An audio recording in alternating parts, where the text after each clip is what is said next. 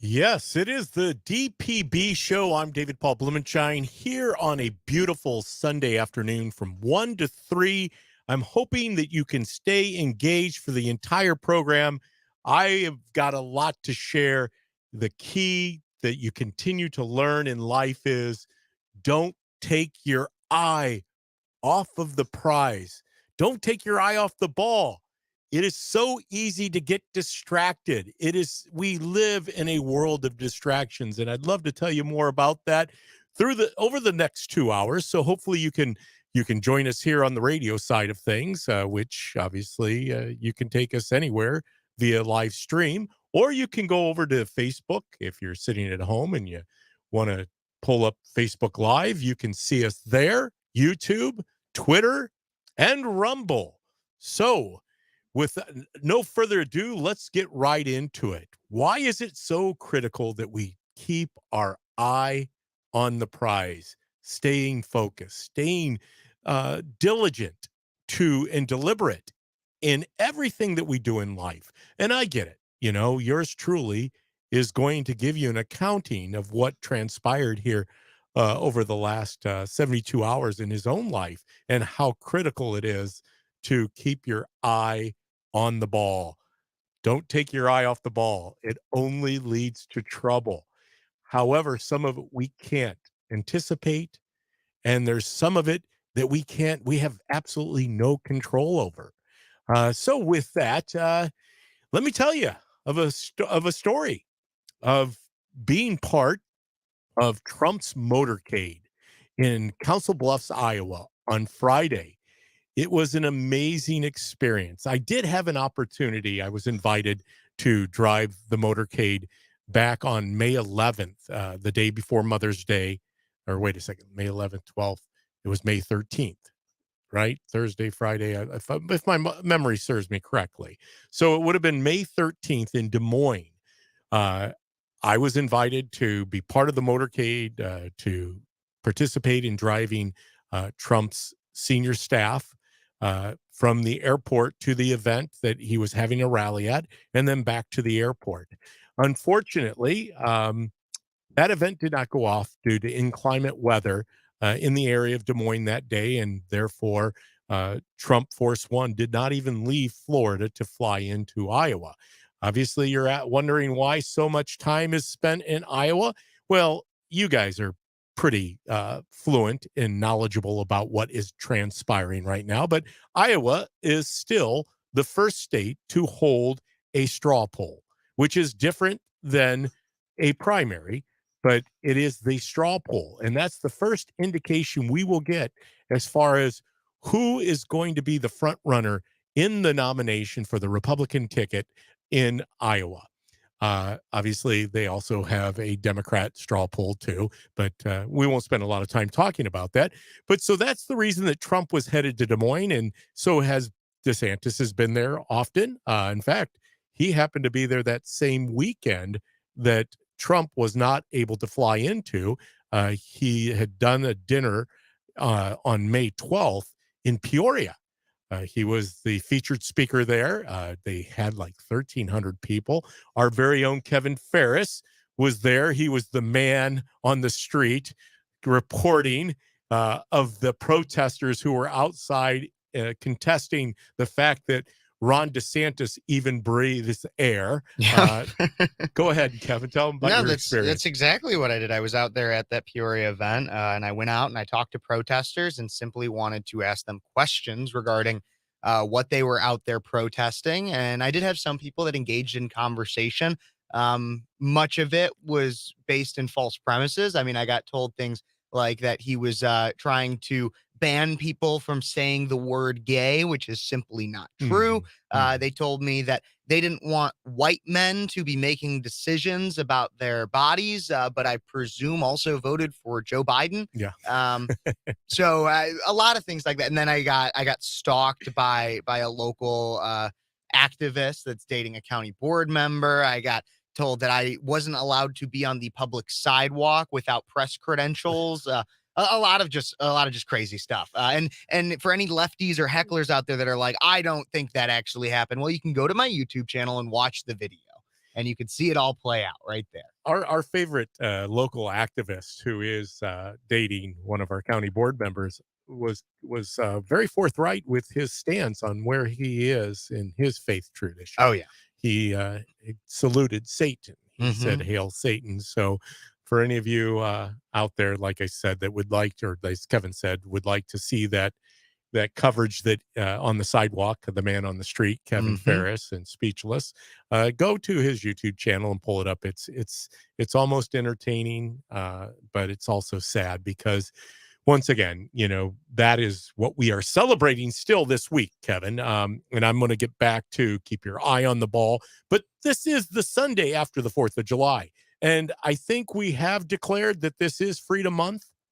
Yep, it And is. it's the summer of I freedom. call it the real Pride Month, Yes, the American Pride Month. the So, American Pride Month. yeah. The summer of freedom. And we're going to celebrate. In fact, here in studio, if you're joining us on Facebook, you can see over here. I got the little American flag, and it is a little one. I like to have bigger American flags. That is my preference, the biggest American flag you can get.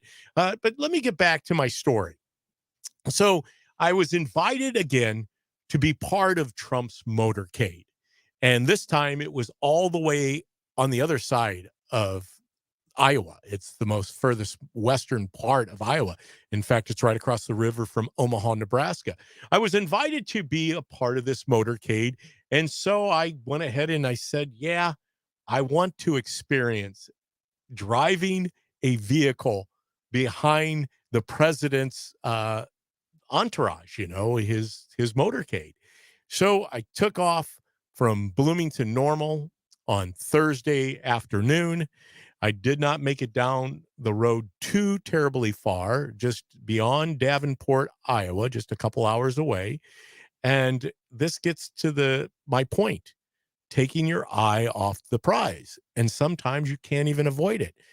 I'm driving along, obeying the speed limit. It's very busy on Interstate I-80, obviously a Thursday afternoon, early evening, people commuting, local commuters from the Quad Cities area, plus all of those people who, you know, are commuting beyond the Quad Cities across the state of Iowa, an interstate that does have a considerable amount of traffic counts.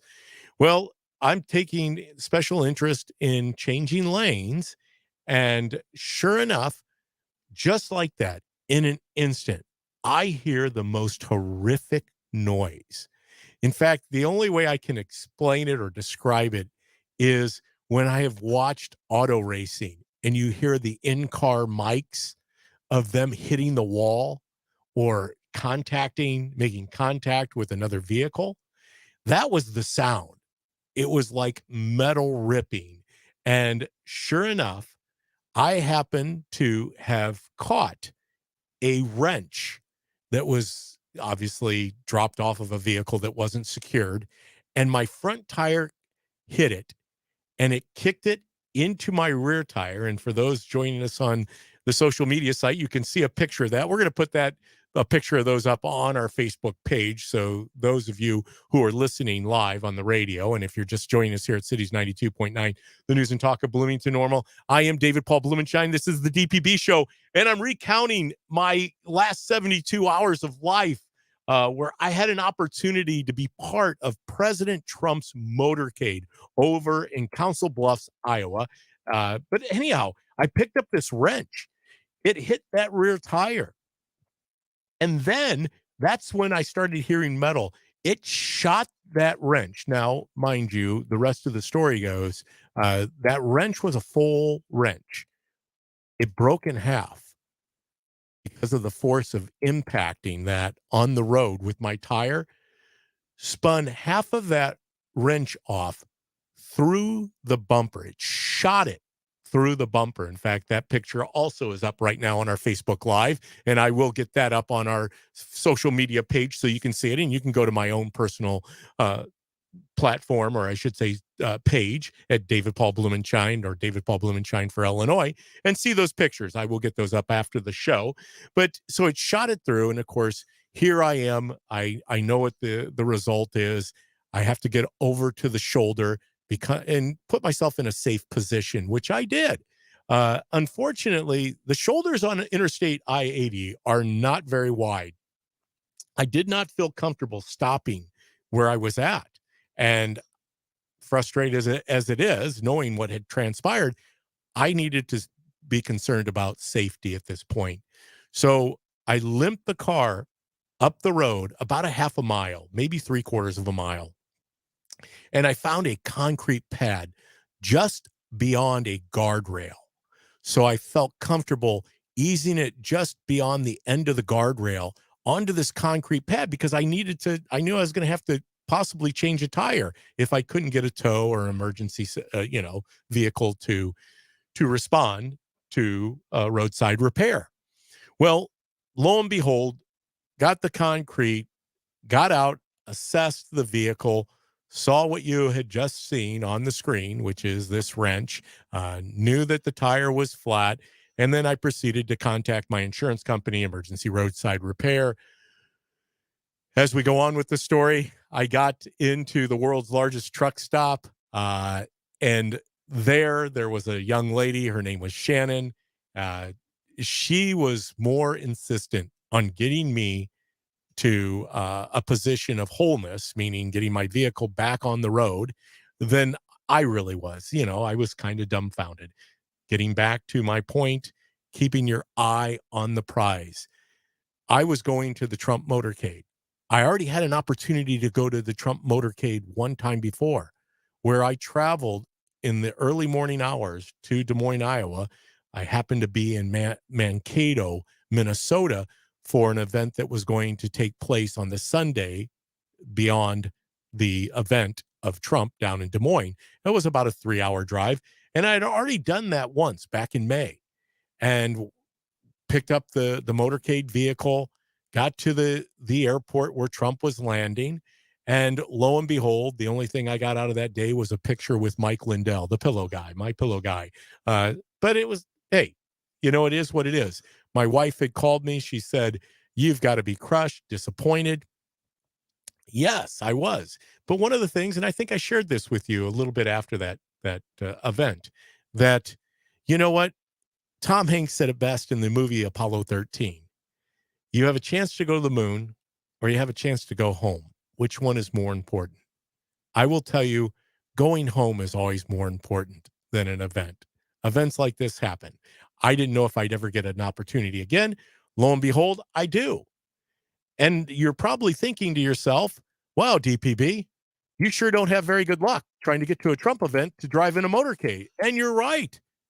My wife was sending me a text message saying, Satan doesn't want you to cross the river, the Jordan River. I wanna point out because you had a heckler that texted in too that said, "Maybe God is trying to tell you something, David," and then called you an expletive. So why don't you address that Oh, real quick? well, so you're ahead of me, my favorite heckler. Mhm. Uh, yes. Was Satan working? No, it wasn't God. God's not, that's not the God that I worship. But here's the thing: is I do think God was trying to tell you something in some Yes, way, though, David. And once you get to the part of your story about the tire shop employee, because I think that's God's purpose. Was you know what? You're very good, Kevin. Thank you. And you're right. Thanks for keeping me on track. Um, so my wife obviously said, boy, Satan's working against you, but keeping the eye on the prize. Here you have Shannon, this young lady, just going through her Rolodex of all these different tire repair companies and stores. And it's 8 o'clock at night. It's 7:30 is when I pulled into the world's largest truck stop. Um, it's 7:30 at night. Um, Places are closed. It becomes 8 o'clock. My chances dwindle very quickly on having to find a place to stay and possibly missing the event in Council Bluffs, Iowa with Trump, calling the Trump advance team, the person that uh, pretty much set this up for me, and letting him know that, once again, last time around, Trump had to cancel. This time around, I'm going to have to cancel. Well, she worked her fingers to the bone, found somebody up the road in Stockton, Iowa, that had one tire that he believed would fix my car. So, sure enough, on to Stockton I went. And the name of this place was Brothers recovery, towing and recovery service. I got there, I pulled in, and it literally is a farm. And I'm like, oh boy. Oh, if only this is where and this gets back to what you're saying, Kevin. How does God lead you? First, Shannon sent me there, and I want to make sure that you hear the rest of this story, but I know we're up against a break. And I'm going to talk to you a little bit about the brother that I met because he had an interesting story too. He happened to be from Bosnia, and he started this business of towing and recovery. And he had one tire. And he walked me around the back of his shop, showed me the tire. I said, looks like it was meant to be. So I will fulfill telling the rest of the story, as Paul Harvey says, when we come back here at Cities 92.9, because it is pretty exciting to hear his story. And I want to get that out a little bit. Plus, weaving into that, how God kept propelling me, even in the midst of what seemed to be the end of my journey. It wasn't. It was just a part of my journey. But we'll cover all that here at Cities 92.9, the news and talk of Bloomington, Normal, and beyond, right after this.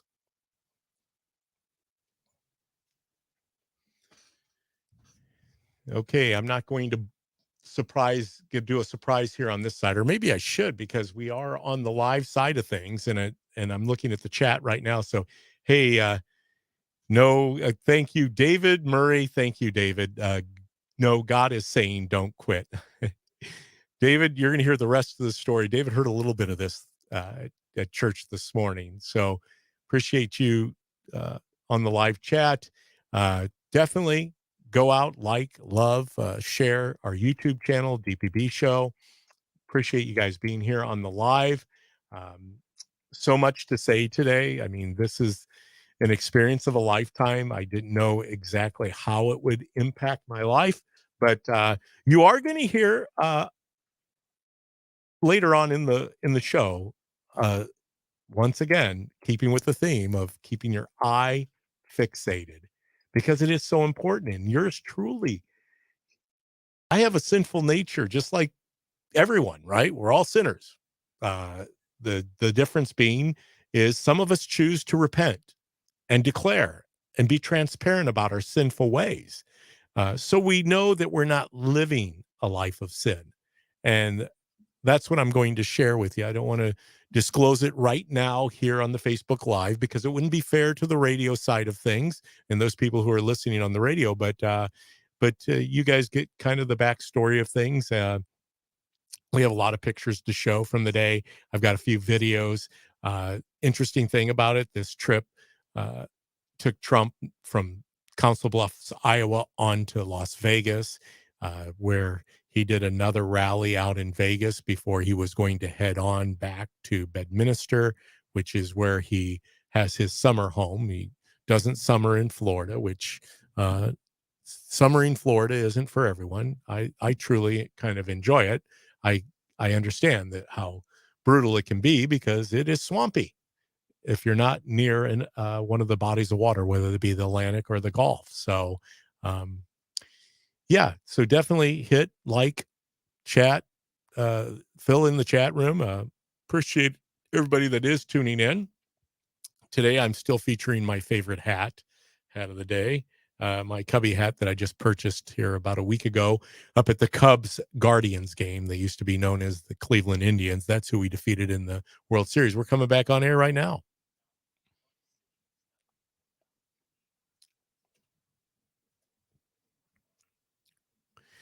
Hey, if I get an opportunity, I'm going to share. I watched something, and you guys can go out there and watch it. Go to Glenn Beck's channel on Rumble, and he does one of the most amazing speeches I've ever heard. In fact, I shared it with many people and said you've got to listen to this. It's about 40 minutes long. I did listen to it on my way to Council Bluffs, Iowa. And that's where I want to pick up the rest of the story. I know that we're going to be up against another break here at the bottom of the hour. But if you're just joining us here at Cities 92.9, the news and talk of Bloomington Normal, I'm David Paul Blumenshine, DPB Show. I'm recounting the last 72 hours of my life. I had the opportunity to be part of the Trump Motorcade at the event out in Council Bluffs, Iowa. It was Farmers for Trump. That's where this event was at. Uh, I agreed that I would make my way all the way to Council Bluffs, about 6.5 hour drive. I was telling you, the audience, and obviously for those of you that are still with us on the radio side of things or the Facebook Live, Twitter, YouTube, or Rumble, that I experienced a problem. I took my eye off the prize. Obviously, sometimes when you're driving, you can't be focusing on the road if you're looking at your rear view mirror. It's just within a second, instantly. And once again, who can see a what 8-inch wrench lying in the road? I don't think anybody's eye perception is that quick. That's why in auto racing, they don't allow debris to be on the track. If there is debris, they throw a caution flag out because debris is not good, especially if it's a wrench that can be propelled, by a tire through someone else's car, their windshield. Very dangerous situation. Well, that's what I encountered.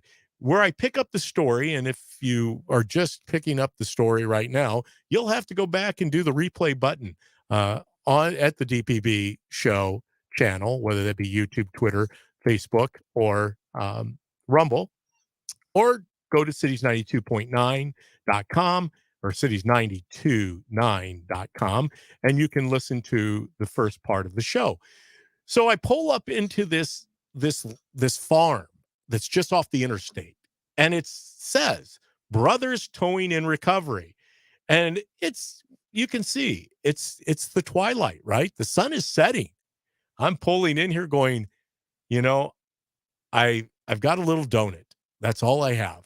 And, you know, if I don't get a tire, well, I'm going to be pretty much somewhere in and around uh, the Davenport or Iowa City area because you're limited on how many miles you can truly travel on a donut. I didn't want another catastrophe later on the road because I was pushing the limits of one of these donuts, which obviously is not designed to travel at great lengths.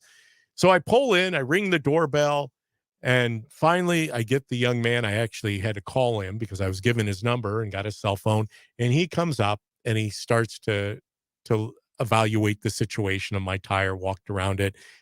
He had a T-shirt on besides his towing pants. And you've probably seen those type of pants. They have the reflectors on it and everything else like that. And he's assessing the situation. I read the back of his T-shirt, and it's the quote from Ulysses S. Grant, where it basically says that there are two kinds of people right now in our country. There are traitors and there are patriots, and you can only be one.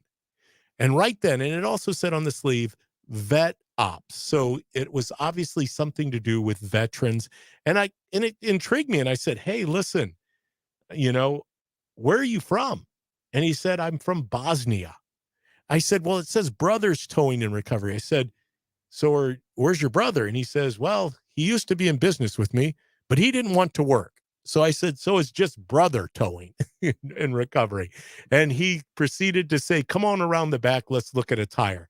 And when we come back, I will go into the full story of getting from there to Council Bluffs, Iowa, and then into Friday, into being actually part of picking the president up with his staff from the airport in Omaha. And so obviously, I hope that you stay tuned, whether it be via Facebook Live or YouTube, Twitter, Rumble, or here at Cities 92.9, the news and talk of Bloomington, Normal, and beyond.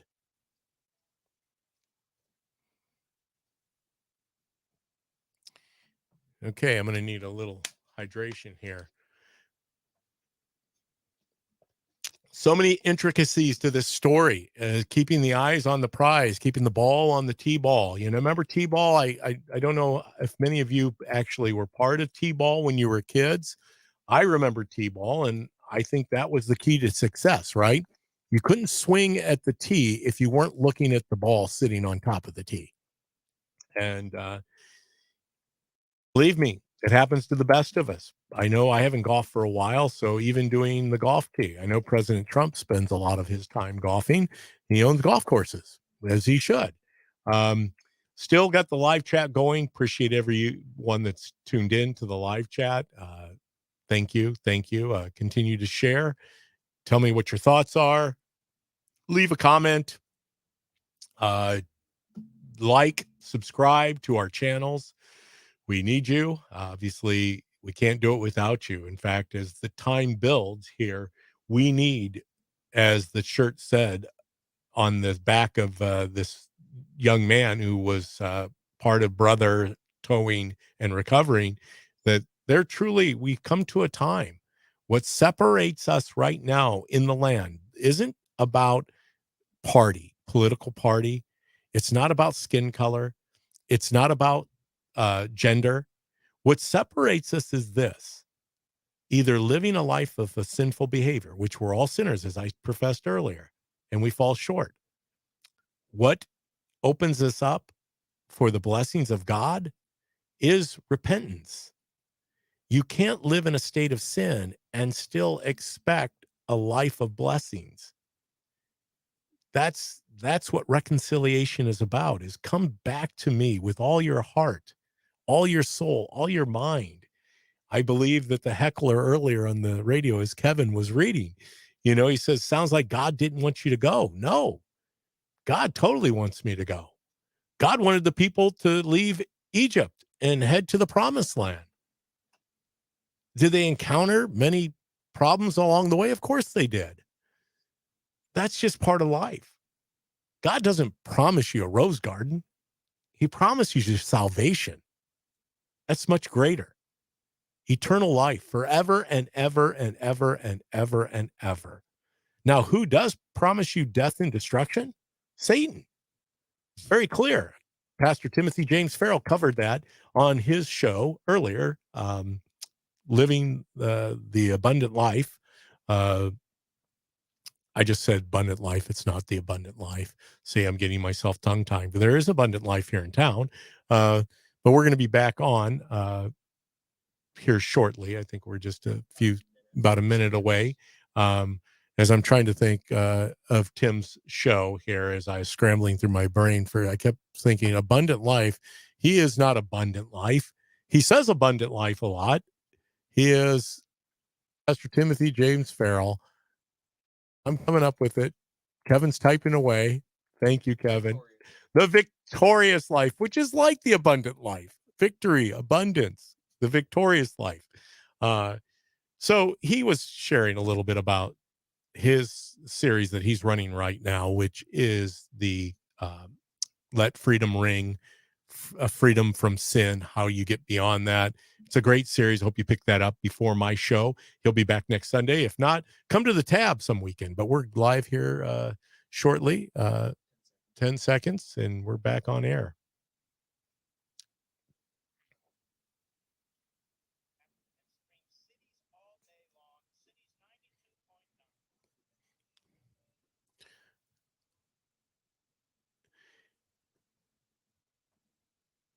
Hey, Kevin, I kind of got a question. I just thinking about this the other day. Yep. You've got Levin, you've got Bongino, you've got Beck, you got Hannity, you got Shapiro. You have all these guys voicing to use our Cities 92.9 to stream all day long. It's interesting because they have their own companies. Yep. Isn't that cool? Yep. It's so cool to think here as a conservative movement, because I think that's what those gentlemen all are. Truly are conservative people. That this isn't about any one person. This is about a movement. This is about getting out the information that you're not going to see on other platforms. Other forms of media are just not covering it. They're not going to cover the inside story to whatever it might be, whether it's the border, the energy crisis, the craziness in Ukraine in Ukraine with Russia's invasion, the Hunter Biden scandal. You're not going to hear that on mainstream media. The legacy media is not going to report upon that. So kudos to those headliners, I should call them, for Cities 92.9, that they're willing to take up the cause and promote our little mid-market which obviously we hope someday to be much bigger than we are. And thanks to Kevin Ferris across the way, we are growing. We're growing on Facebook and YouTube and Twitter and Rumble. And his show, Speechless, Cat's show, The Morning Buzz.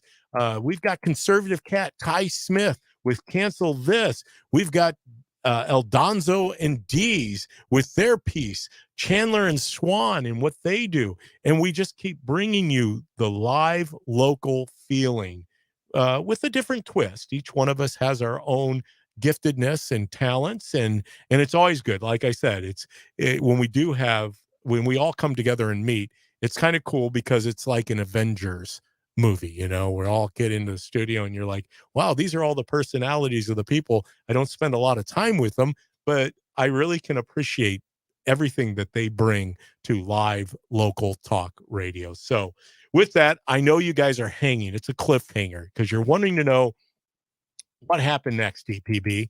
How did you get from the Brothers Towing and Recovery? If you're just joining us here at Cities 92.9, whether it be live on Facebook, Twitter, any of the social media platforms, or the radio, you're going to have to go back and hit the replay button and rerun everything up to this point. But needless to say, I'm in Stockton, Iowa, trying to get to Council Bluffs, Iowa, in order to drive the Trump motorcade on Friday afternoon.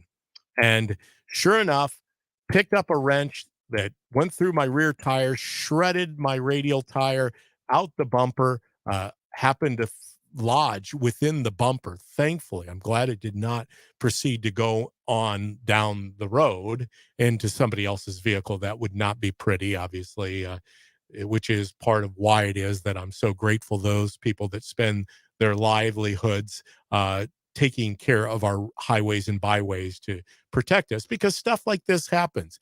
Well, needless to say, I encountered the gentleman from Bosnia who is an American citizen now. His brother went into business, but I said, what happened to your brother? He said, well, he did not want to work. He wanted more of the high life of America. And so it's just me, brother. He had one Toyota tire that would fit my vehicle. He put that tire on. I took the one that was off my vehicle. I dropped it on the ground and I heard tink. And I was going, you got to be kidding me. Half of the wrench was in my bumper. Half of the wrench was still in the tire, which shows you the force that I must have hit that wrench at that split that thing in half. And so I'm going to have a souvenir. Needless to say, there it is. Kevin just put it back up on our Facebook Live. I'm going to put it up on our Facebook page for you all to see. On down the road I went. I pulled into Council Bluff, Iowa, to my hotel at around 1 o'clock in the morning. Fortunately, I did not have to be at the Enterprise rental car place until 8 in the morning. So I did get a good night's rest, woke up, prepared myself for the day, something I had never done before, driving in the motorcade, right? So here I am doing the thing. I get the vehicle picked up, head out to the airport, anticipating the arrival of President Trump. And once again, Kevin, a downpour, severe thunderstorms in the area. I'm like, here we go. It's a repeat of a month earlier when I was trying to drive the motorcade in Des Moines. Is this going to be, as we're facing this once again? I know, heckler out there, you're saying, well, maybe God. No, this had nothing to do with God. This had everything to do with the challenges we face. Well, lo and behold, we're where we're supposed to be. Secret Service shows up. Everybody else that's part of this day is starting to arrive at the airport. They tell us that they've made an arrangement with the authorities at the Omaha International Airport to utilize their maintenance hangar. So they moved vehicles that usually maintain the runways aside so we could pull the entire motorcade in undercover. Of course, law enforcement was there. They have motorcycles. Motorcycle officers were there. Plenty of law enforcement presence. So it was really cool. We all get in the hangar, and that's where they go through the checks and the pre-screening. You got something to say over I there? I do. Well, before you go into like everything about the actual event once you got there, I really want to address what this heckler had to say, because this is like something. Obviously, this heckler is not a God-fearing individual, because if you really understand God's purpose, like, I oftentimes get atheists or agnostics questioning me, and they'll be like, well, like, how could a loving God like have cancer and like all these bad things happen to people? And the thing that's not talked about as much as the lessons learned from those bad experiences. And so, a perfect example is, and not even just lessons learned, but things that happen in a moment in which it feels like everything is lost, but something good can come out of it. So, like for your example, you had this tire that you ran over a wrench that probably Yeah. fell off some And, random dude's and I like, told you the story, Kevin. yeah. I mean, I had just 2 days before that, I was going through my mind because my wife and I we were returning from the Bailey farm where we went down for his announcement Mhm. for Congress. And I saw somebody over on the side of the road with a Illinois State police officer, behind them. And he was pulling all the stuff out of his trunk to change his tire to Yeah. find his donut. And I was saying to myself, I'm 59 years of age. I've been driving since I was 18. I've never had a flat tire on the interstate. Yeah. See, And so there's that. But you get this flat tire. This wrench probably fell off some person's like work truck or something. Like, so think about all the things that had to go into place. And then you had to have been driving at just the right speed, everything, right angle, for it to crossing get lanes. shot like that, to totally everything had to line up perfectly. That is Yes. absolutely an act of God in a way, Yes. because then you had to rely on the kindness of strangers. Yes. This incredibly nice woman, Shannon, who has no clue who I am, and No, who has exactly. got plenty of truckers to attend to. Oh, by the way, just so you know, I'm standing there, and this isn't an experience that I've never had. Mhm. These truck drivers were coming in to pay for their fuel. Yep. There wasn't anybody that wasn't ringing up under $1,500. Kevin, do you fill your vehicle up for $1,500? I mean, some of them were $1,700 and $1,900. Yeah. I'm like, how in the world do you fill up a vehicle? And we know it's the most efficient way, right? Mhm. When we're moving goods and services, is rail and road, right? Yep. This is how we get places that we shop the goods and services we need. But keep going. So everything needed to line up just for that to happen. Then you have to rely on the kindness of strangers. You go in while it's the world's largest truck stop. It's oftentimes fairly busy. I've been there myself. And at any hour you got to of the go day. there. They're not an advertiser, but the kindness that was extended to me by this young lady. And then this young lady happens to be working that shift. That's right. When you need the help. And she's willing to go through the Rolodex and find somebody who can help you. And then you get connected with this young man. Yes. Who happens to be military, also conservative himself. Yes. And has one tire left. That's right. That fits my vehicle. That fits your vehicle. Exactly. No, doesn't have stocks and stocks of tires. No, has one left. He had one because he usually does trucks. He doesn't do car repairs. He does some car salvaging off of the interstate for road. But you're right. It happened to be the exact tire. And for those of you who know, Toyota Corolla tires, they're very specific, but keep going. Oh, the one part of that story that I left out that I wanted to make sure I got was this young man thought that he was going to go to Des Moines, Iowa, for the last Trump rally. Trump rally, and wasn't going to take the time to go all the way to Council Bluffs. That's 4 hours away. Des Moines was a little closer to him, and he was promised by a friend that he might be able to meet President Trump, and he was really looking forward to that. And now here, and I had to disclose it this time, this is where I'm going. I'm trying to get to the Trump rally. I'm driving for President Trump. And he just was like, oh, and needless to say, he was very gracious and wanted me to, to get to where I needed to be. And he gave you a deal on the tire, right? On the one tire he had left. He had every ability to be incredibly scummy and say, I have one left and you really need it. Yeah. I'm going to charge you out the wazoo for it. But he didn't. Yeah. But he didn't. And so that's why I'm saying to this heckler that wants to text in and say, maybe God didn't want you to go. Yeah, when you reduce the story to simply DPB had some troubles getting to a rally, yeah, maybe you could have that. But when you look at everything that had to be just right into place, I consider that struggle that you had to go through, but then the people you met along the way and everything that was granted to you because of the kindness of strangers. Yep.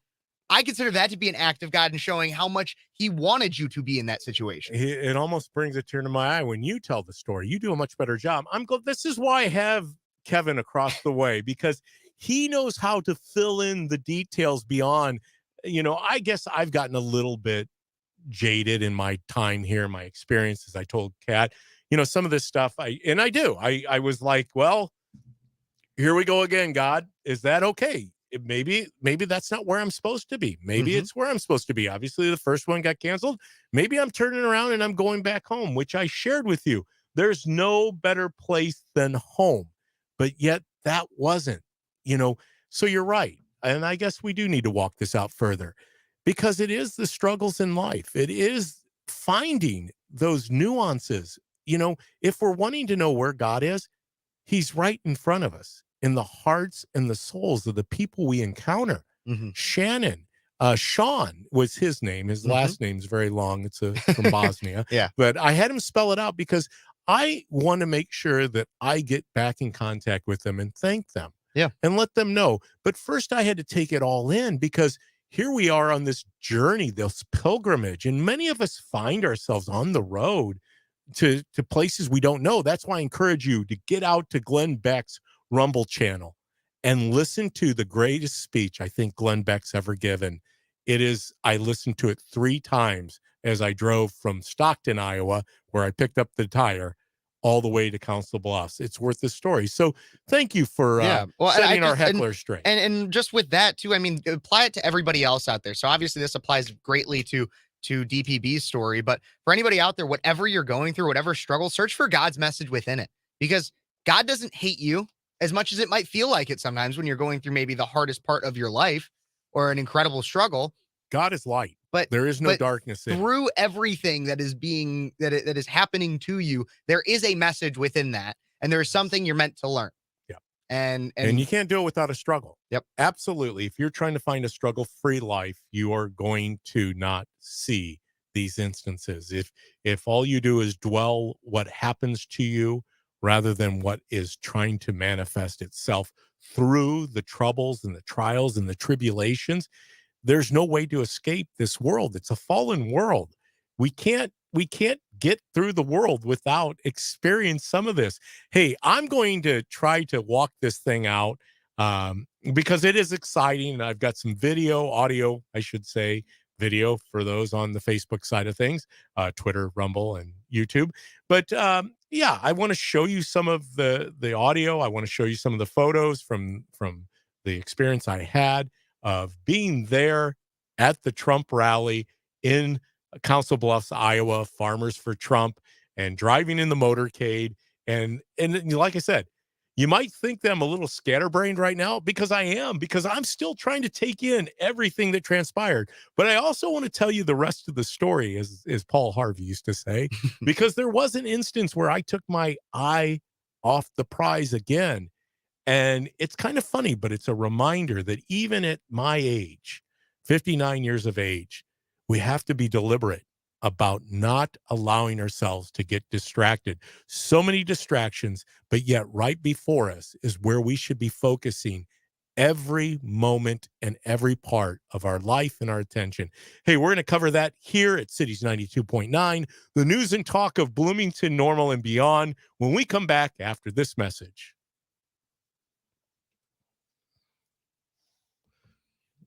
In the wilderness, hope like Moses.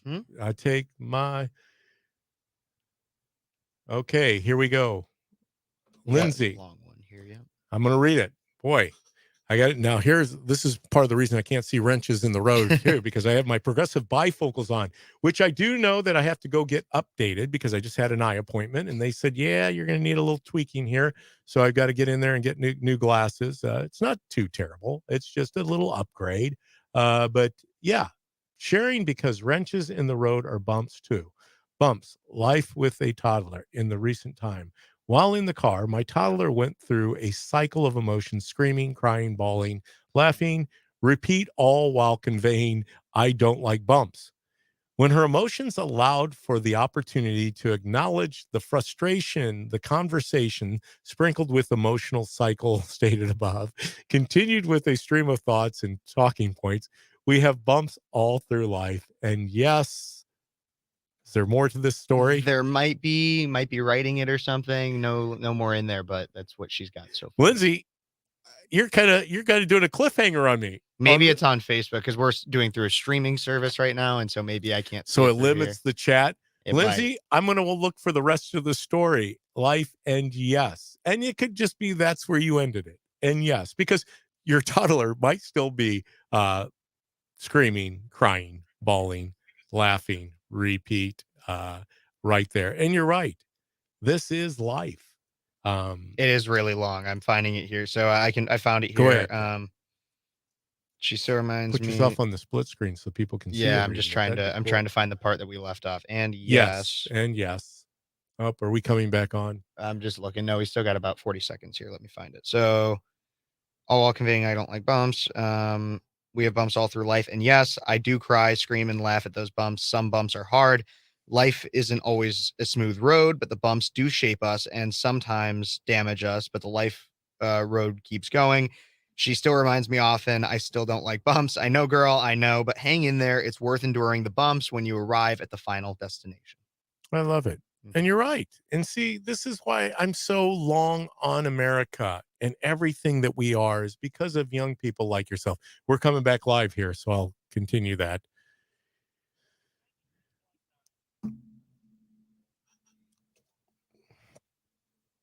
Wow, it is active over on the Facebook Live side of things. If you get an opportunity, cut over there during the breaks. Obviously, not all of you can do that because you have us tuned in at Cities 92.9, the news and talk of Bloomington, Normal, and beyond on the radio side of things. But a lot of chatting going on in the chat room. Have a wonderful message from Lindsay Yount as she has commented about some of life's trials and tribulations.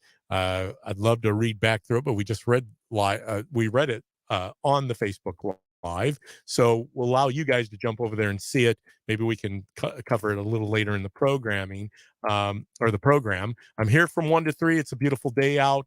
I hope you're enjoying this weekend after the 4th of July, where we celebrate the pride we have in the American way of life. Obviously, we are different than any other nation. You know, I heard this morning. I don't know if Pastor Timothy James Farrell said this in the Victorious Life piece before, but you've got to realize Scripture tells us unequivocally that only one nation was called by God and they listened to him, Israel, right? Israel looked to God. uh, was led by God. They were the chosen nation, right? They were chosen by God. However, there's only one country that chose God. And they did that through their founders, through the Declaration of Independence, through the Constitution. America chose God. They chose to live as one nation under God, indivisible, with liberty and justice for all. That was the founding. Some people say, of course, those that don't agree with the conservative way of life, they say that we are supposed to be basically a nation free of religion. And that's not what the First Amendment says. It's not the freedom from religion, it's the freedom of religion, meaning we have the opportunity to, out of free will, to choose our faith traditions, where we want to worship, how we want to manifest the spiritual side of things, which makes us a unique, exceptional country. It has withstood more bumps and bruises than yours truly did over the last 72 hours. And if you're just joining us and you're wondering where we're at in the programming, well, we're up against the top of the hour. And that means 1 hour is already gone. And I haven't fully walked out the entire uh, message of what I'm trying to get across today here on the DPB show. I do appreciate you tuning in, however you're doing that, whether it's on the social media platform or on the radio. But yours truly was asked to be part of the Trump motorcade. That's what we're covering today. The theme of the day is keep your eye on the prize. Obviously, that's not always possible.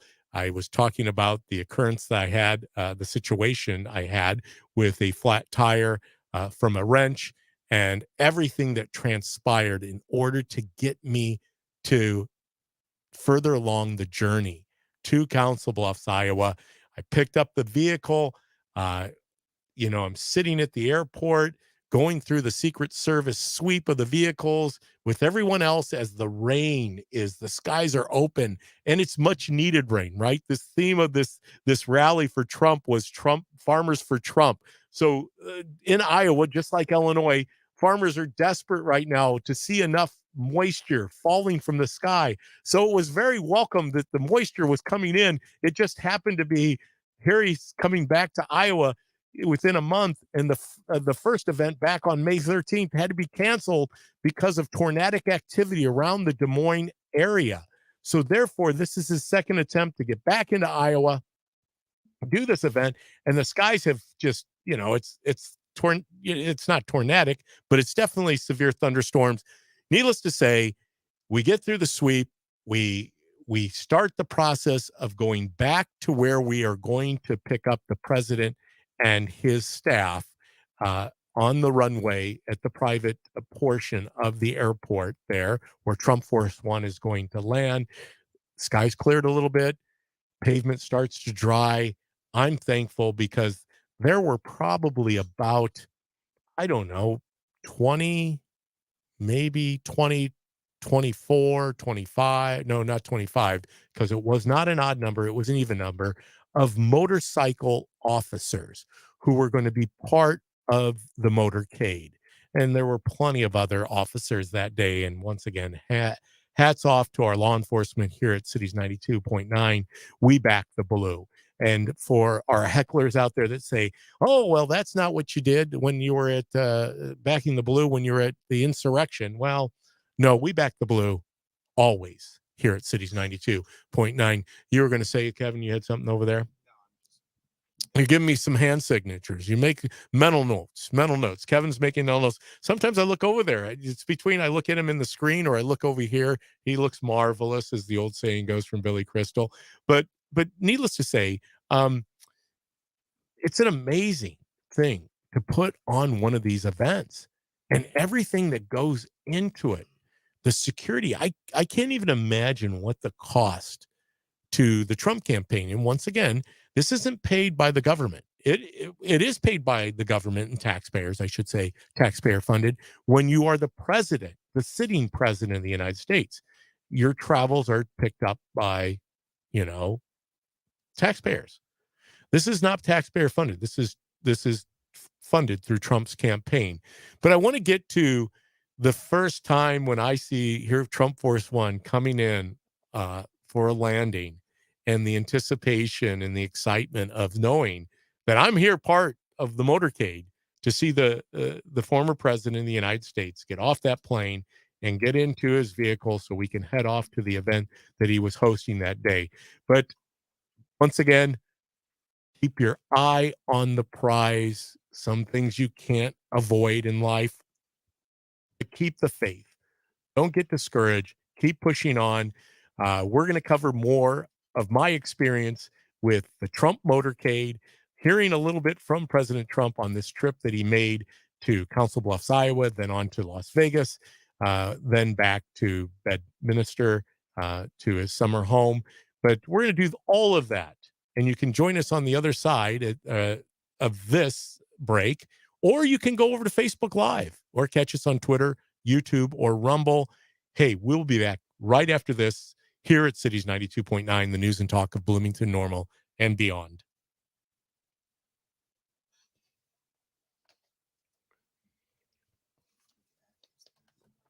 All right.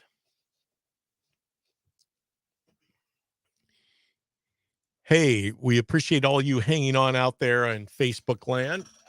I'm David Paul Blumenshine here in studio.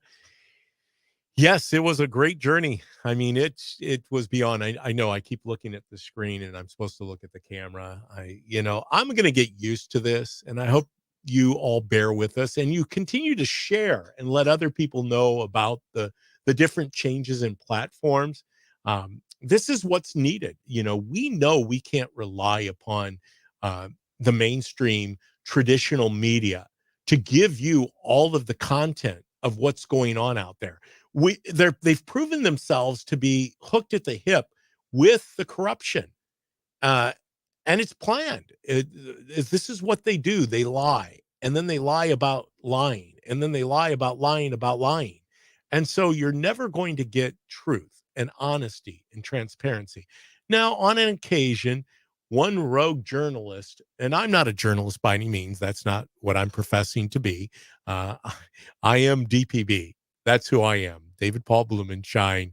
Uh, I'm a, as the old saying goes, I'm a jack of all trades, master of none. You know, I've done a lot in my life. I've failed a lot in my life. I'm going to continue to fail. Obviously, you know, picking up wrenches along the highways and byways on my way to a Trump rally, to driving the motorcade, things that you can never anticipate. That's what life's about, is the journey. Um, it's a journey that's never going to be free. It's ups and downs, tragedies. Ultimately, until we are no longer here on this earth, do we realize the eternity and the freedom that comes when our bodies have exhausted themselves and our spirit leaves the body and our soul is in eternity forever and ever. So, yeah, a lot out there, a lot happening. Once again, appreciate all of you being part of this format. As I was saying, something unique, interesting about the journey out there is really the people, and ultimately, that's, you know, the gentleman who invited me to be part of the motorcade. He asked me, he said, "Are you excited?" You know, because this is the second time he had asked me to be, and the first time it was canceled. And are you excited to see Trump? And at that point, I hadn't seen Trump, and nor had I experienced a motorcade, so I couldn't speak into the experience of driving a a motorcade for the former president. I said, "Really, what I'm truly excited about is seeing you, the young man who works on the lead team for Trump, in his element. This is what he was called to do. And he was doing it. He was walking through it, not perfectly. Once again, this young man is a imperfect human being, like we all are, right? Imperfect. But the manifestation of what he was doing, living the best version of himself. And I'm not saying he was doing it. He's working on being the best version of himself. And and that takes time. This young man happens to be 18 years of age, and he's got a very um, important position with the Trump lead team. But I said, seeing him, that was worth the journey all the way out to the other side of Iowa, the west side of Iowa, closer to Omaha, Nebraska, to see him in his element, to living out what he truly has put forth. He was one of the first people, when you talk about a Trump fan, he is somebody who truly is a Trump fan. And it's just exciting when you see somebody that's realizing goals that they set for themselves, you know, and how that transpired. It won't, like Kevin had mentioned earlier, it was a series of events, ups and downs, forward and backward, backsliding, making mistakes. You know, as I said, we're all sinners. This young man has sinned, and he had to repent, just like yours truly. I have sinned often, and I have to repent, you know, and sins can manifest themselves in so many different ways, you know. Obviously I try to avoid the the 10, the top 10, right? I try to avoid the top 2. Oh, here we come back on, right? No. I'm seeing the red little clock over here, Kevin, and yeah. So I try to avoid the big ones, you know, as we all do. We all know in our heart of hearts that there are certain things that are just morally wrong. Unfortunately, we've got a society now that just, it's like green lights for everything. They just don't see that being the case, which reminds me of the meme that I put up. Let's see. It was just a couple days ago on my Facebook, on my personal page. Let's see if I can pull it up real quick. I've actually am able to scroll through here and get to it. But this hit me. This is by a young man. What's that? 10 seconds. Chris Stefanovic. So I'll just share that on the radio side of things.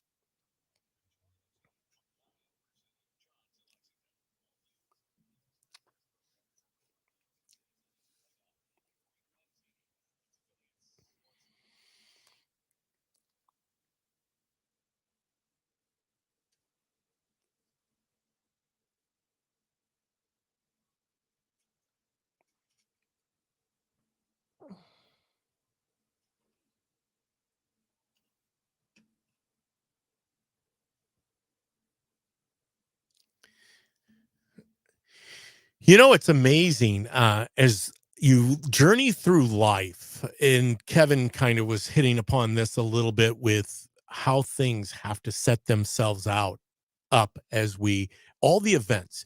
Kevin, it's interesting because I remember taking a perception class. See, my degree is in psychology. I noticed that we've got a one of our favorite hecklers on the chat room of the Facebook Live, but my undergrad work was in psychology, and I took a perception class by Dr. Macon Williams. I don't even know if Dr. Macon Williams is still alive or not. I just like saying his name. His name, he was Macon Williams, and he gave a perception class. And he said something that was fascinating. Do you know how many things have to go right in the human eye just to be able to cast my eyes across the way to look at you, to visually see you, to pick up all of that information that is being funneled to the brain? It's fascinating. This is the remarkable part of life. None of us knows where we begin and end our this journey of life. Wouldn't it? Yeah, I don't know if any of us would want to know, right? Where the starting point was and where the ending point is, because some of us might not wake up tomorrow. Now, for some of us, it it can be redundant, right? And those people out there that are saying to themselves, my life seems to be redundant. I'm going to challenge you to get outside of your comfort zone. Do something different. That was the challenge of me to me by my friend who's part of the Trump lead team. And the journey I just took over the last 72 hours, which is something that I'm reliving, and I'm hoping to be able to get to as Paul Harvey says, the rest of the story by the end of the show as time is ticking. But I did want to bring this up. This is out on my Facebook page, and this could be for many of you that are listening right now, and you might want to share this meme. But this is from a young man named Chris Stefanovic. Fonic. He is a speaker, somebody that goes around traveling, talking to youth. I think he talks to about anybody anymore, but a great voice out there of reason. But he put forth this meme, and it states, and it's up on my Facebook page, David Paul Blumenshine. It says, if your God lets you do whatever you want, then your God is you. I thought that was profound. And it was really, the reason I bring that up is this, is that life in of itself is a manifestation of, if we don't know the beginning and we don't know the end, then what is in the middle? What is that dash? I think that Lou Holtz wrote a book like that at one point. He wrote a book called The Dash. How do you define your dash? Who are you? Now, once again, a lot of people do a lot of things during their life. And most of the time they're avoiding trials and tribulations and trying to avoid the pitfalls of life.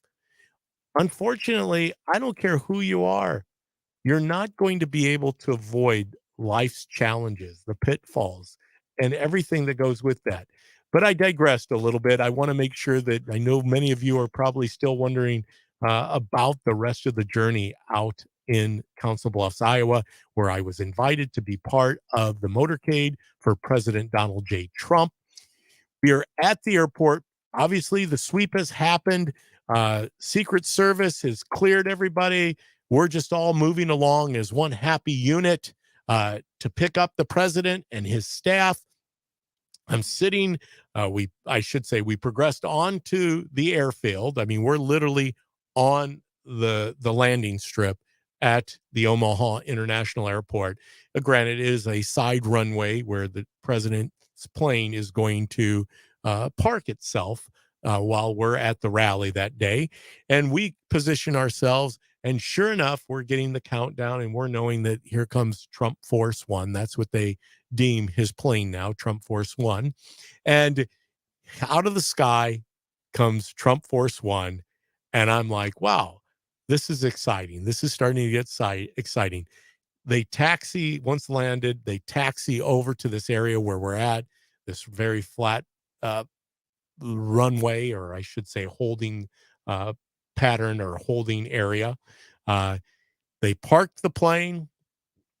They personnel from the airport that's charged with getting the plane deboarded and refueled and everything. They pull up, and sure enough, out of the plane starts coming Trump's staff. All of the vehicles are identified because they have placards in the window saying what your responsibility is.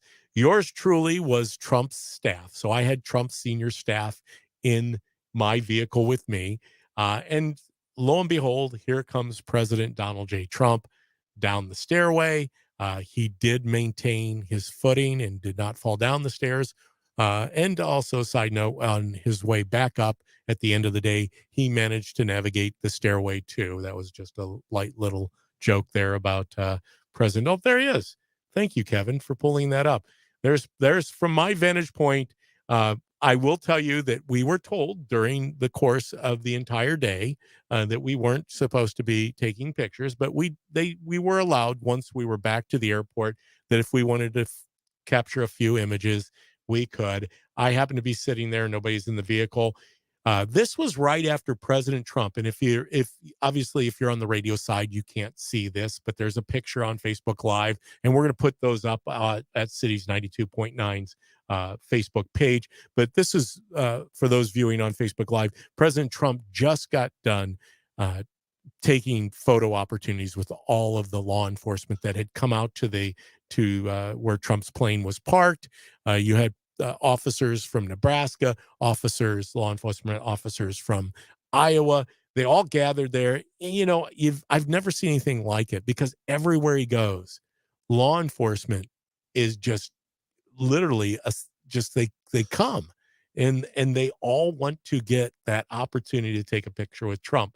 But so we take the president and his staff and his entourage that's with him, and we proceeded to leave the airport to go to the American Center where the event Farmers for Trump was taking place. We navigate this, and this is the part where I talk about the motorcade with the motorcycle police officers. Not only does the Secret Service have an amazing way of traveling down the road in these motorcades, because it's part of the process, right? They're there to protect Donald J. Trump, President Donald J. Trump. The motorcycle officers, as I said, I think there's 24 motorcycles. It could have been 26. They do a leapfrog thing where each one of them is hitting upon every intersection. Now, granted, there's plenty of other law enforcement, whether it be local or state, that were part of blocking intersections, but they blocked an entire route that was pre-planned. Obviously, they have this all orchestrated. And this gets back to what I was saying about what goes into these events and the planning. And I know this personally because of my friend who got me involved with the Trump campaign and this motorcade. Is the amount of planning is a week. Every stop that they make, there's a week of planning, walking through all the details. I mean, even up to the point is they pulled 2 tractors into the arena. And this wasn't an arena that they had this event at. It was a banquet room. So they put 2 trucks with hay bales and everything because it was Farmers for Trump event. But just the detail planning, the audio, the visual, Trump's photographer, it is amazing, all the resources. And as I was saying before we went to break, this is not taxpayer funded. This is campaign funded. And yet, one of the things that struck me, the amount of resources that they didn't use. Because if they could save a dime, they were going to do it. Yours truly is an example of that, right? They could have hired somebody to drive in the motorcade and paid for their expenses, hotel room, traveling across the highways and byways, but they don't. They use volunteers because they're firmly rooted in the grassroots of America. And that's what I found very interesting about this campaign. However, getting back to my story about how they moved about through the motorcade, we get to the event center. They open the big door where the main arena of this event center has, the the ability to come into the arena, and that's where we drove into. And we parked all of our motorcade cars there. Trump and the staff and everyone got out and went into the banquet hall that was where they were having the event. We, as drivers, were required, and I fully understand this. We could not leave our vehicles. In fact, we were instructed by the Secret Service that our windows had to be down at all times. Glad it wasn't raining, and we were in a place where we were outside of the elements, and the rain had obviously lifted, as I shared earlier. And we were in this arena with our windows down, and the keys had to be left in the vehicle in case there was an emergency. And so all of this is starting to just really compound itself and fascinate me, because I was just at this point now, I'm like, wow, is this really happening? Is this what uh being part of the presidential motorcade is about? Now, granted, I didn't get to go into the rally. We had people that we knew that were inside the rally. Uh, Darren Bailey actually happened to be front and center at the rally. He flew into Council Bluffs and was able to get a front row seat. Imagine that. And I'm going to tell you another part about it, because they do these special stops, and you guys have seen it, and many times where suddenly Trump shows up at a McDonald's or a Culver's or a Hardee's or whatever, a Waffle House. I know that was one of the recent stops he made. But I'm going to tell you about our stop at Dairy Queen, because that's fascinating too. But getting back to watching him on a little phone, that's how we were able to view the rally. Many of our friends were inside of it, texting us, their experience and letting us know that many of them were going to go to this alternative stop that they would have on our way back to the airport. And they were going to try to get front and center. And it happened to be a Dairy Queen. So the rally ends. Trump takes a few questions. I think he speaks into this, and I know Kevin's got an audio of this. Let me get back to it, Kevin. Let's go with the one where open border. You got that one? All right. So Kevin's going to pull that up real quick, and we're going to listen to some of the remarks. Now, this particular audio is from Las Vegas, but it's pretty much the same speech he gave in Council Bluffs. I didn't pull that up, but here it goes. Trump's going to talk about the border, and I think some of these things are very critical, that we realize this is what was going on just a short 3 years ago.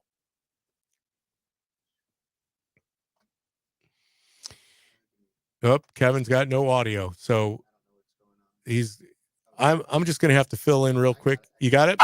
Okay. You know the sad? I got elected on the border, the horrible border that we had in 2016. And I did such a good job that in 2020, it wasn't even a topic, Michael, that you could discuss. There was nothing to discuss. You couldn't talk about the border because the border was so good in 2020. So I took it off. I said, maybe I can brag about what a good job we did, but we did a phenomenal job. It was no longer a topic of discussion. We did an even better job just recently, except they came in and they're letting everybody flow into our country. They're letting people coming in from prisons, jails, some of the worst convicts anywhere in the world. And it's not just the 4 countries that surround us and that are near us. It's 128 different countries. They're letting their prisoners out. They're emptying up their mental institutions, emptying them out into the United States of America. And what's happening is unbelievable for our country. They are destroying our country. But we're going to get it back. We're bringing it back. We're bringing it back fast. If we didn't build the wall, we built hundreds of miles of wall. And after we had it all finished, I said, give me a report. Where else? Because when you build it, all of a sudden, sort of like water, all of a sudden.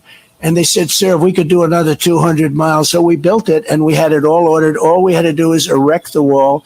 You saw that happen. They could have done it in 3 weeks, because when the election didn't happen, then it was up to them. And instead of doing it, they took it all away, and they put it in faraway places where people can't get to us. And when Texas and Arizona wanted to have the wall that was already paid for, because most of it was built. What I said was built. But now we wanted to add more. They wouldn't give it. And then I said, they actually really want open borders. I can't even imagine it. Why would somebody want it unless they want to destroy? Either they're stupid, which they're not, because you can't be stupid and cheat on elections like they cheat, or they hate our country and they have to hate our country.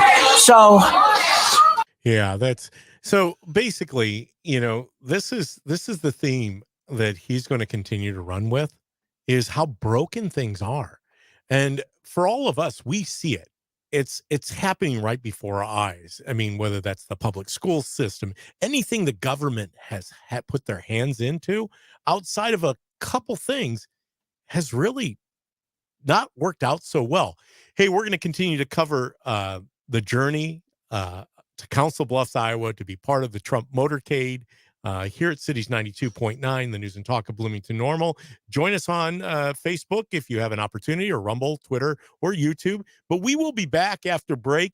And like I said, I want to get to keeping our eye on the prize. And sometimes when we don't, what transpires? Telling a tale about DPB at the motorcade. And yes, it happened. So, hey, I'll bring that to you right after this break.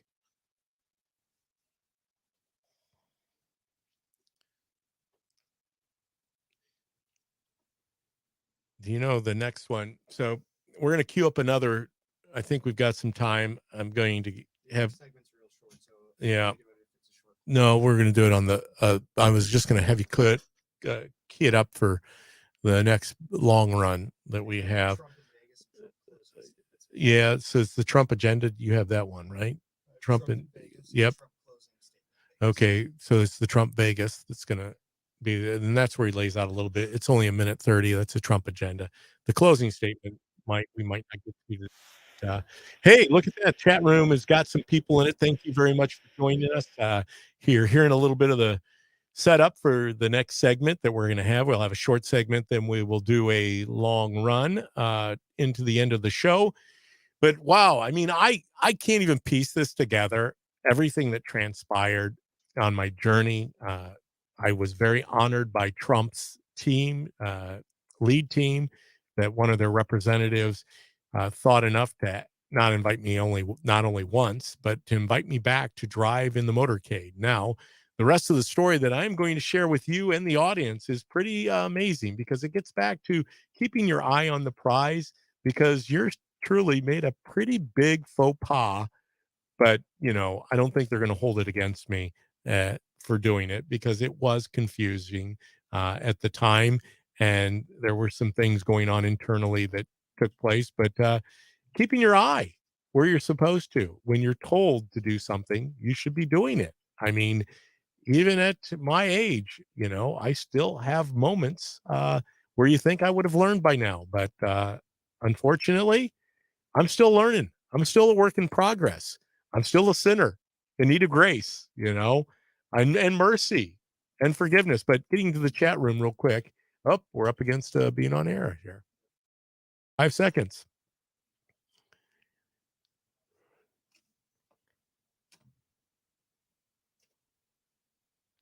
We kind of drifted a little bit away from the concrete ways to restore our state, because restoring our state and restoring our nation kind of go hand in hand.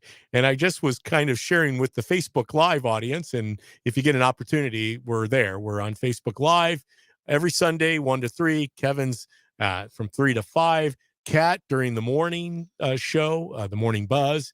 That's 6 a.m. to 9 a.m. We've got Alonzo and Dees. They do their piece on the weekends. We got Cancel This with my friend Ty Smith. We got Chandler and Swan. They do something on Sunday morning and Sunday. They do a replay on Sunday afternoon. As I said, Kevin Ferris, Speechless, Across the Way. I think I'm pointing in the right direction. That looked good. I didn't know if I pointed that direction, it would go the other way. That's only for those that are watching on Facebook Live. But the chat room's full, and I appreciate you guys chatting on the chat. I do read it. Kevin, thank you for your input. Ryan, always good to see you in the chat room. We appreciate you. If you get an opportunity, be part of the chat, be part of the show. You can do that by dialing in or texting into 309-451-9299. 309-451-9299, or joining us on one of the social media platforms where you can be instantly live in the chat. I see that coming up. I do read it. Yes, I am kind of a taxer, taxer, a tasker. There. I had to get it out there. Not like the uni party, but I'm a unitasker, meaning sometimes it's hard for me to divide my mind between the different screens and all the things going on. And that's going to be the moral of the story by the end of the show, where I share with you this journey that I was on to be part of Trump's motorcade. And we'll share the pictures and the journey with you on our social media pages.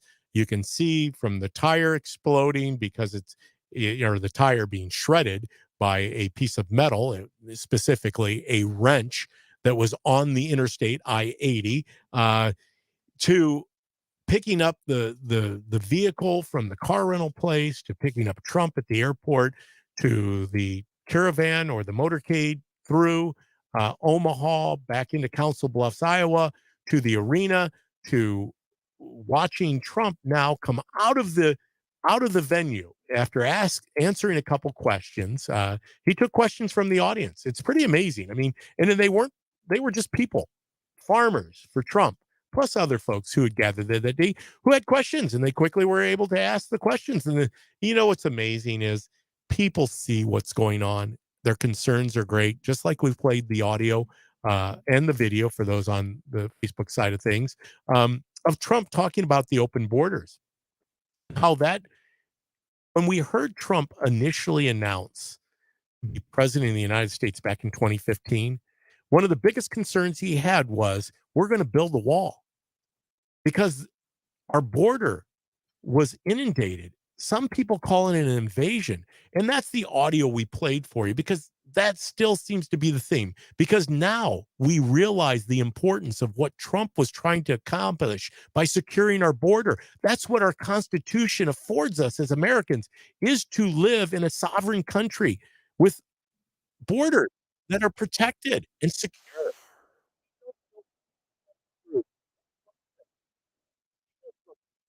100 plus countries are accessing through our southern border. And who are those people that are coming in? Well, unfortunately, as the movie A Sound of Freedom will point out, a lot of it is illegal activity, actually accessing our country without going through the proper channels of heading to a port of entry, and then the documentation process. Doing it without going through asylum, port of entries, things like that, deems you to be entering our country illegally. But we're going to cover all of this and more when we come back here for the last long run segment. I promise you, I'm going to get to the end of the journey, and my little faux pas, obviously, could be called a big faux pas, but it is who I am. It's part of the journey. It's part of life. We make mistakes. We all fall short. None of us is perfect. And I'm going to talk to you a little bit about DPB's imperfection when it comes to the motorcade, because once again, you don't want to make a lot of mistakes when you're driving a motorcade. You know, already experienced the issue with the tire, but the next one, taking your eye off the ball, was really big. But I don't think it was going to be catastrophic by any means, but it was a big faux pas. And I want to share that with you when we come back here at Cities 92.9, the news and talk of Bloomington Normal and beyond. Okay, looking into the chat real quick. Chatters, appreciate you joining us once again. Ryan, we take for granted all that we have that goes right, and then only when something goes wrong do we notice. Perfectly said. You're right. And, I don't know, Ryan, if you heard it, but Kevin laid that out. All of the little details that goes into everything. And of course, things are going to go wrong. You have to build in margin, which is part of what I'm going to share with you is, even when things go wrong, there's contingency plans. And you hope that plans don't involve the loss of life. Unfortunately, and it doesn't happen very often, that there is, that we're involved in situations where people lose lives, whether it's due to weather, whether it's a vehicle accident, whether it could be a plethora of different things. But thanks, Ryan. Kevin Lauer. Oh yeah, I like your comment, Kevin. Good job. Uh, yep, you need to hold him accountable. Uh, he doesn't lead a lot with accountability of who and what he really believes. Jackie, appreciate you joining in. Okay, you're, you're right, Jackie. You know what? It is good fodder. Like I said, the chat room's full. Obviously, we have some of our frequent flyer trolls that like to join in, and it's always entertaining because, once again, I'm just a bill. Actually, I'll address that real quick because I know we're coming back here shortly. But you know what? I've held many positions in life, many responsibilities. I've even, let's see, I've detasseled corn. That's some of my earliest memories.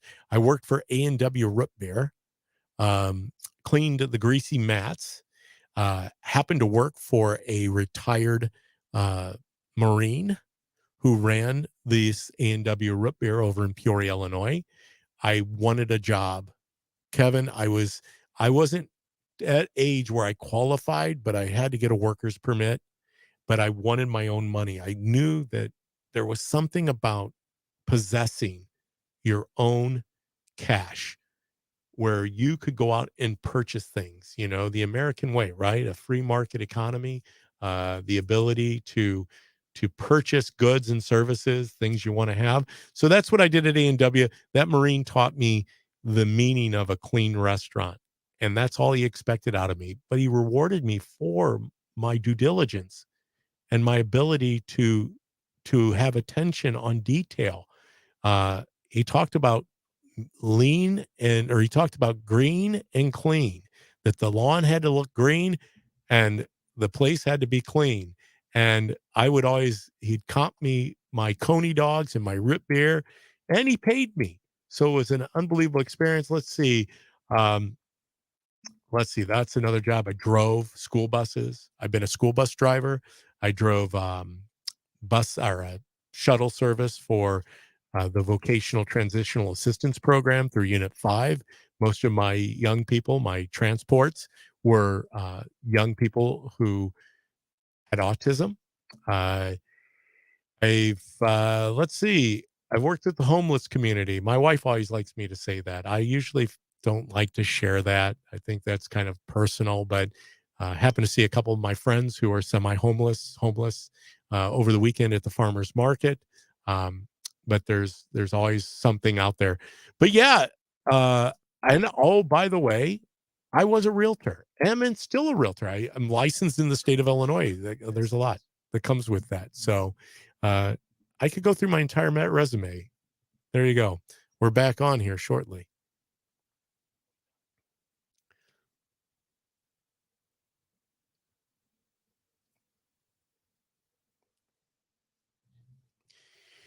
Yep.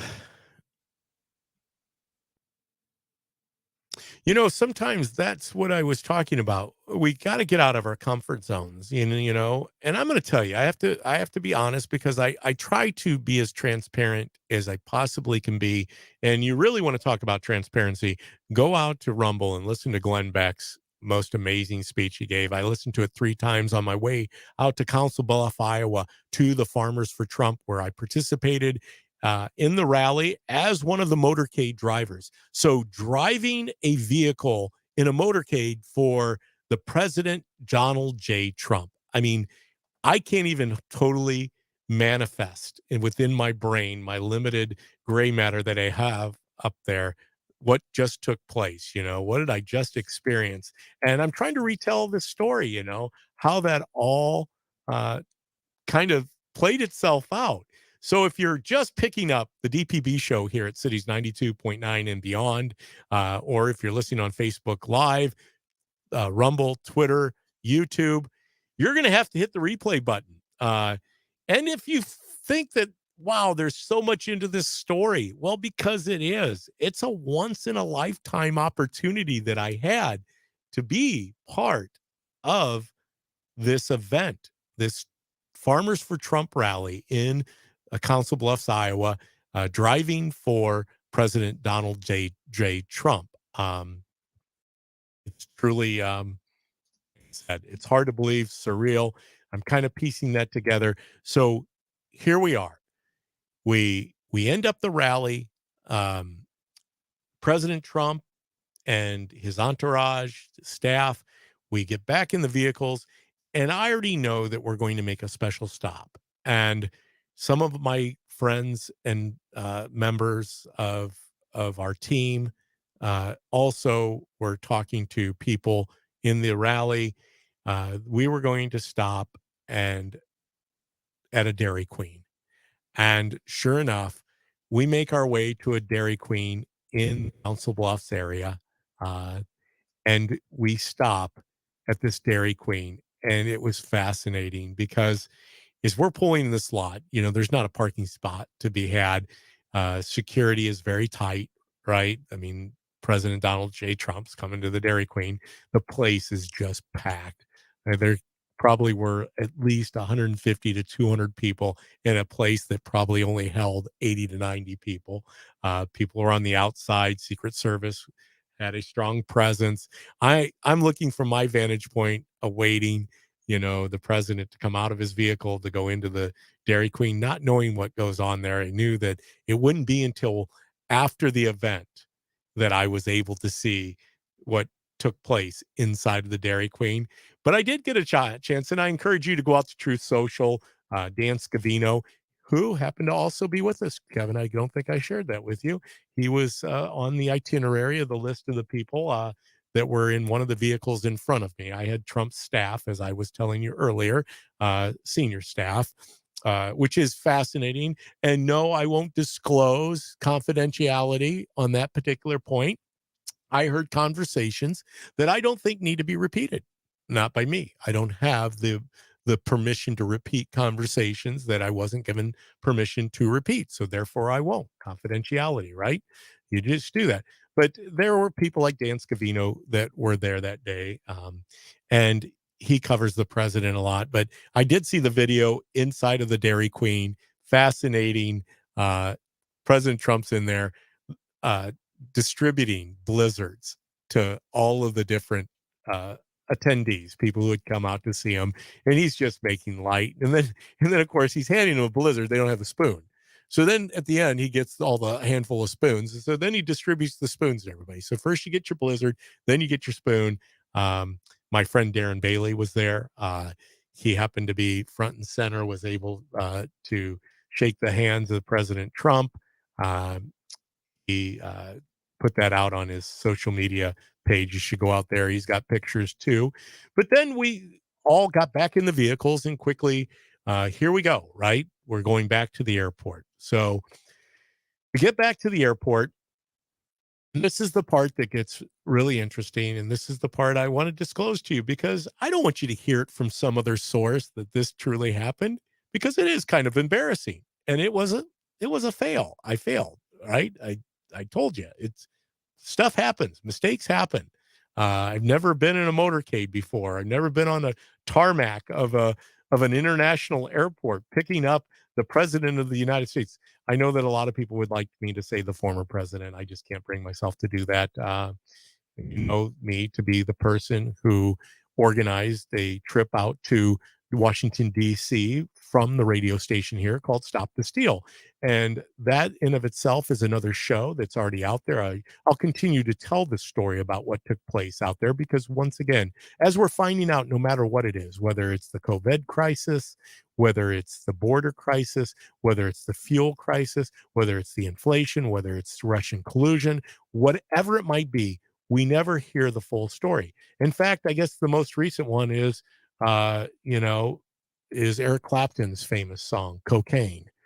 Cocaine in the White House. Will we ever know the true story about cocaine in the White House? No. So, somebody's got to bring truth and transparency to this thing. So I'm the one here on Sundays at Cities 92.9, the news and talk of Bloomington Normal, that's going to bear his heart to you because I don't want you finding out from a third party. The DPB, this happened to DPB. So needless to say, we get back to the airport.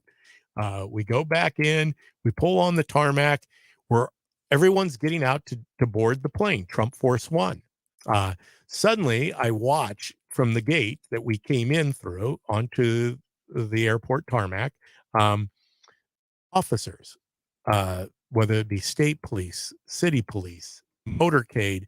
There had to be 50, 60 law enforcement officers coming to greet Trump. And I was like, wow. I was wondering if it was going to happen, if he was going to take a photo op with the motorcade of or the motorcyclists, the officers, those that were riding the motorcycles. And he did. But also all of these other um, officers of the law who wanted to greet and meet Trump from Nebraska, from Iowa, came onto the tarmac. They're taking a photo opportunity. And then I think Kevin's going to put up a picture, still pictures, put up the still picture, Kevin, of Trump getting at the bottom of the stairs. Oh, that was one. Now, do you have the one of him going up the? Okay, Kevin's going to grab this one, but I want to show you this because then Trump, obviously, he's greeting, he's waving there. Actually, he was saying some things, to the crowd that had gathered there, mostly media. They were in a van behind me in this motorcade, but he's going up the ramp. There he's going up the ramp. I think I have a little video. I don't know if Kevin will be able to get that up, but I wanted, because I thought that it was good. We were allowed at the end of the day to take some photos. This is the closest that I was to Trump Force One. When we picked him up earlier, we were fairly close. And it was so quick. They came off, they got in, and away we went. This time it was a little more relaxed because everybody was boarding. Um, they are making sure that those people that they were picking up there in Council Bluffs were able to get their luggage up the ramp, or I should say into the belly of the plane. So they were taking, I was taking a few pictures. One of my friends, as I told you, who is responsible for helping me become a part of this motorcade. Is this the video here? Okay, watch this. I had to take this because I wanted to make sure. Let's see. He's walking up the stairs and he made it. He did not fall up the stairs. I had to take that one because I thought I would bring that on the show and show you that, yes, Trump can navigate the stairs up to Trump Force One very well. But that was the end of it. So now the disclosure part.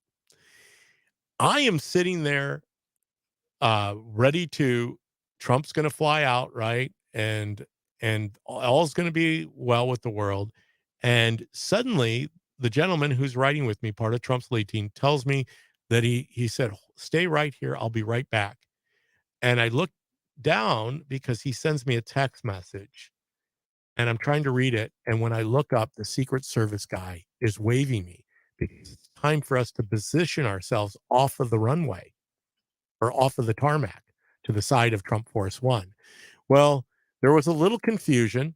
Obviously, getting back to keeping your eye on the prize, driving in the motorcade, where yours truly was not keeping his eye on the prize. I wasn't looking at the car in front of me. I looked down to see the text that this young man who just got out of my vehicle said, stay right there. I'll be right back. And he's sending me a message. I'm trying to read it, which he's telling me, just go ahead and go. And the Secret Service is waving me on. I come around Trump Force One, and there's a little split off, one leading back to where we would exit the airport.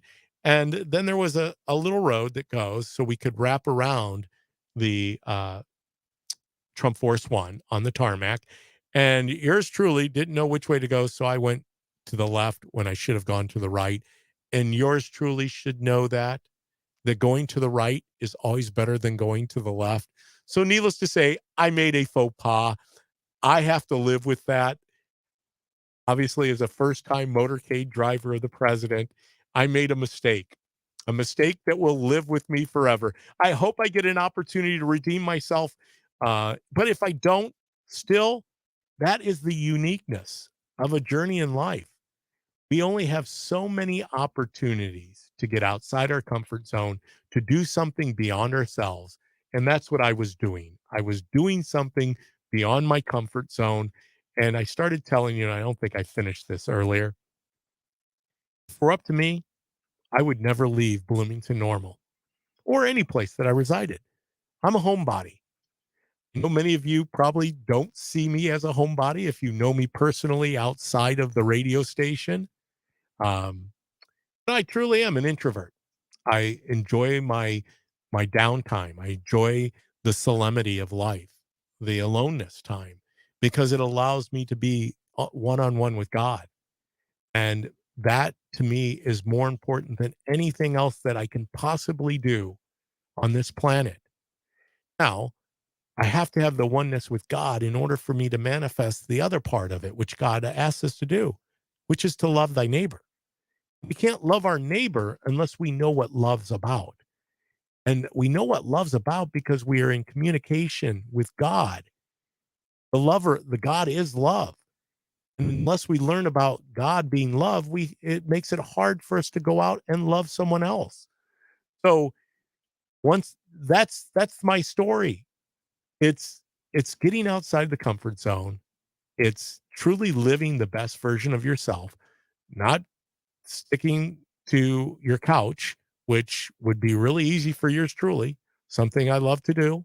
Um, so I left and took it upon myself to go and be part of this unbelievable experience out in Council Bluffs, Iowa. Even along the journey from the flat tire on Interstate I-80 to the little faux pas at the end with not falling in line with all of the other vehicles, specifically the Secret Service. So I didn't know if they were going to apprehend me there afterwards and say, you, no soup for you, you'll never drive in the motorcade. That didn't happen. But no, it was an experience of a lifetime. And I hope to be able to do it again, and I hope to be able to bring you.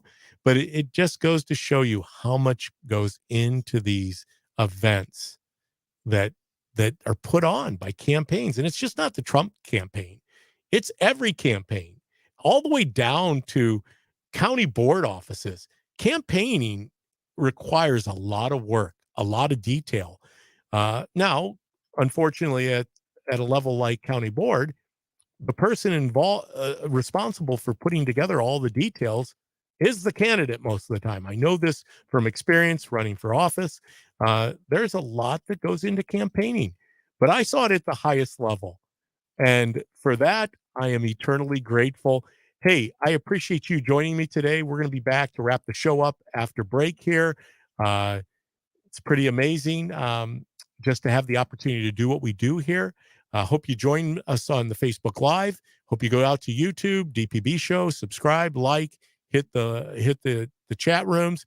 And you can always text us at 309-451-9299. Tell me about an experience you've had that's once in a lifetime. I'd love to hear your experiences, and we'll probably bring those on the radio after we come back from break. Talk to you on the other side.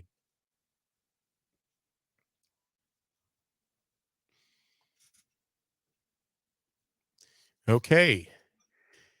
Oh, just like that, up against the end of the show, getting back in the chat room. We still got some fodder going back and forth. Um, have my super fan in the chat room. Obviously, for those of you in the chat room, you notice that name, it sounds familiar. So I'm going to read the comment. DPB, you have facilitated and led several international mission trips, served in prison ministry, aided the homeless population, worked with special needs children, uh, taught multiple Curcio tech programs, teen tech programs. That's Teens Encounter Christ, taught Sunday school, and so much more. Yes, thank you, superfan, because you know more about me than I know about myself, which is why it's so amazing to be doing life with you and thanking God every day for you. Uh, Going right is always better than going left. I saw how you slipped that in there. uh, Meeting you and Darren and Gridley Okay, Ryan. Yep, meeting you and Darren and Gridley when you guys came here. Small town bucket list. It's pretty amazing. I A little inside baseball because you guys are here on the Facebook Live side of things. So I'll give you a little inside baseball. So I talked to Darren yesterday, Darren Bailey, and he was at the event as I shared with you, and he kind of scolded me for driving all the way to Council Bluffs. He said, "The next time you're going to go to an event like that, will you just please call me? I'll fly. You can fly on the private plane with me." I'm like, wait a minute. If I were to fly on the private plane, I would have missed all of what you had just explained, Kevin. I mean, I would have missed all of that experience and the people that I encountered along the way. As I was just sharing, it's about the journey. It's about the people we encounter. My wife refers to, well, we're going to go back on. So I'm going to kind of, I think I'm going to wrap this up that way.